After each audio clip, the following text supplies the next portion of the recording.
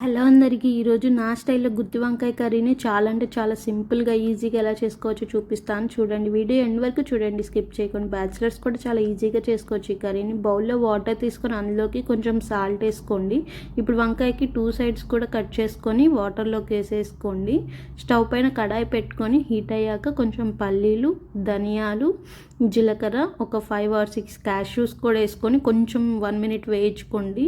Next పక్కన పెట్టేసుకోండి చల్లారాలి. మనకి జార్ తీసుకొని అందులోకి టొమాటో ఒకటి, ఆనియన్ ఒకటి కట్ చేసుకొని వేసుకొని, ఇది గ్రేవీ కోసం చేస్తున్నాము. 1 స్పూన్ కారం, పసుపు, సాల్ట్, చింతపండు పేస్ట్, కొంచెం జింజర్ గార్లిక్ పేస్ట్, దాల్చిన చెక్క, 3 యాలకులు, 2 లవంగాయలు, వేయించి చల్లార్చి పెట్టుకున్న జీడిపప్పు, పల్లీలు కూడా వేసుకొని 1/2 glass వాటర్ వేసుకొని మొత్తం మిక్సీ చేసుకొని, ఇది గ్రేవీ కోసం.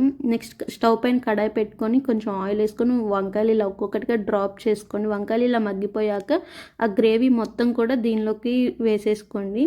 మనకి మొత్తం మిక్స్ చేసుకుందాం. ఇలా ఆయిల్ పైకి వచ్చింది అంటే మనకి బాగా ఉడికిపోయినట్లే. ఇందాక జార్లోనే కొంచెం వాటర్ వేసుకొని దీనిలోకి యాడ్ చేసుకొని మొత్తం బాగా మిక్స్ చేసేసేయండి.